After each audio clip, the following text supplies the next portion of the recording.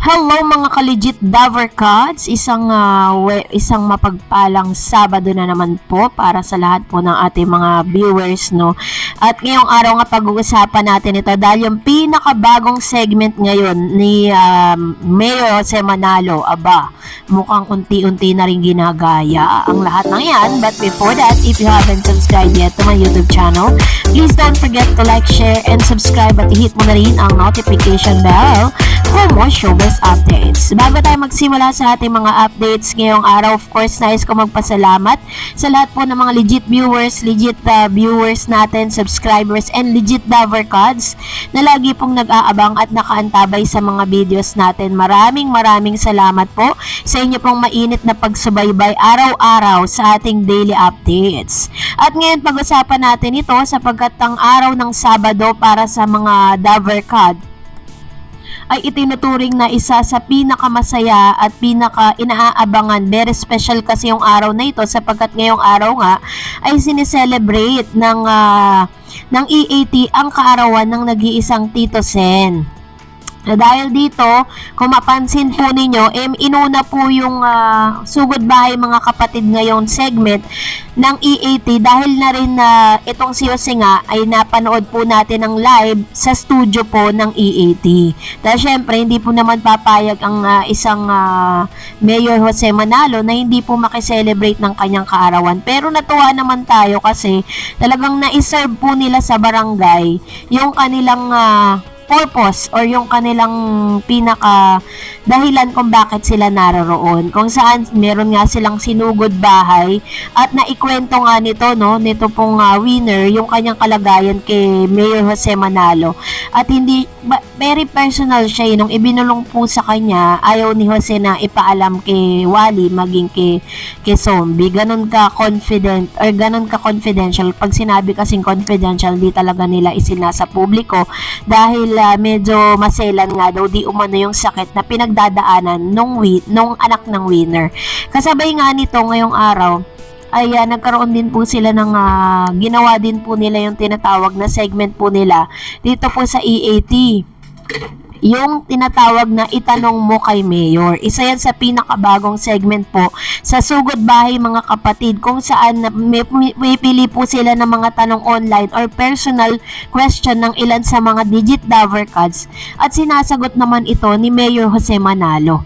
So kasabay nga nito medyo sumilip-silip tayo sa kabilang kampo po dito sa Tape Bulagta at nakita po natin, Diyos ko Lord, kung nakita nyo po yung resulta ng kanilang live, kasi kahapon sa teaser po nila, sinabi nila na yung kanila pong programa ngayon ay tinuturing na pinakamasaya dahil magkakaroon doon ng party doon po sa kanilang programa. Pero nung sinilip po natin, hindi ka pa bumababad ng ilang minuto, inip ka na dahil namimigay na ng papremyo dito, doon nagsasayawan pa.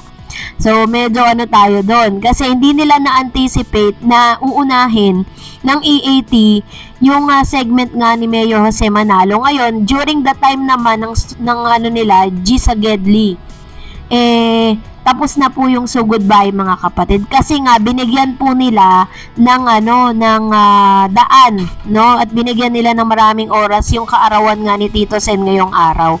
Pero hindi natin matanggap dahil po yung bagong segment po nitong si Mayor Jose Manalo na itanong mo kay Mayor ay unti-unti na pong ginagaya nitong kabila. Biruin nyo, pangalawang araw pa lang po na ilo-launch yung tanong na ito, meron na po silang ganito. Ito, meron silang tinatawag na QT. Parang quizzes na tanong na sasagutin ng ilan sa mga mga viewers po nila. Ito yung question number 1. Yan po yung ilan example, sabi lang paper plate na uhulog. Ang nahulog ng nanalong pinaka sa challenge number 1. Yun. So, yung mga tanong na yan, inilalabas during sa G sa Gedli nitong si Mayor nitong si Yorme, no? Kaya nga sabi ng iba, sabi tuloy nitong si Mr. Joey De Leon during the live, sinabi niya na uso na talagang gayahan ngayon, no? So parang may pinaparinggan na naman po at meron na namang pinapatungkulan yung mga statement nga ni Mr. Joey, kasi alam niyo naman si Master Henyo, konting kibot yan, maipasok niya po yung mga ganyang mga cryptic posts and cryptic statement niya.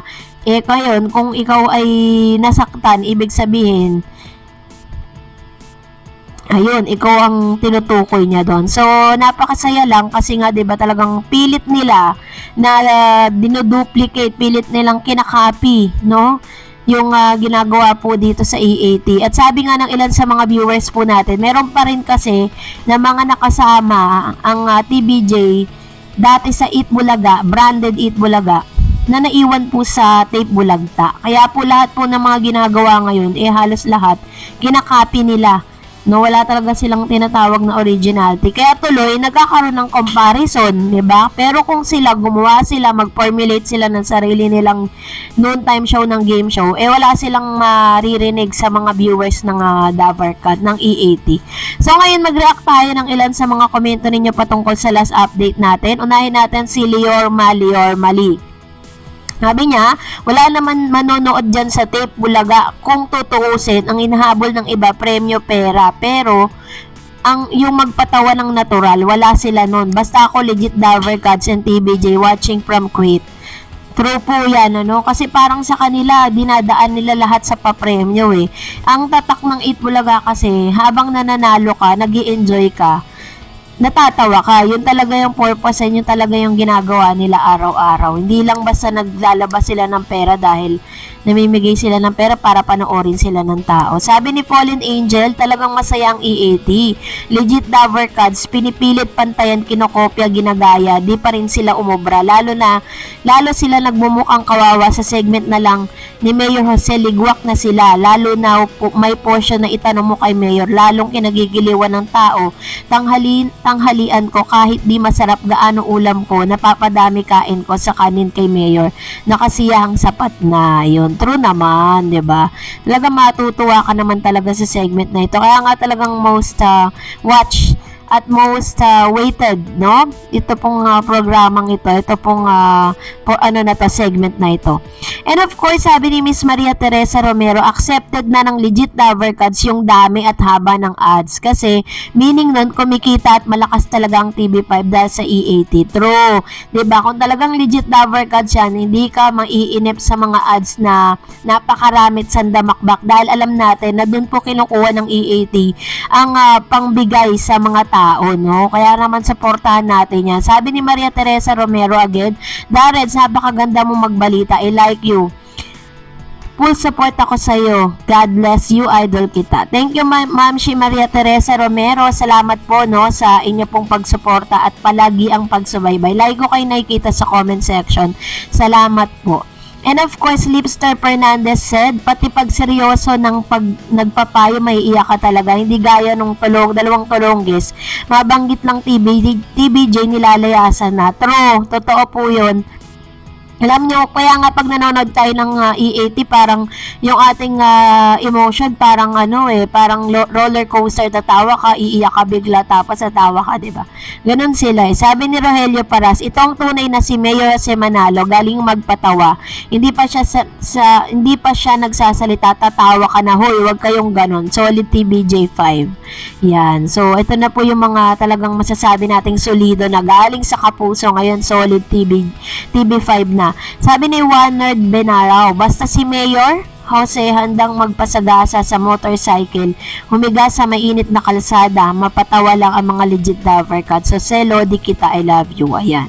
So, totoo, kahapon po, diba, talagang walang kaarte-arte ang isang Jose Manalo, tasamahan pa ni Walid tsaka ni Zombie, talagang mag-e-enjoy po ang katanghalian ninyo. Kaya naman, pasensya na po sa mga hindi natin napipiling komento kasi sobrang dami po ng comments. Lahat gusto ko banggitin, kaso nga lang kailangan lang natin mamili.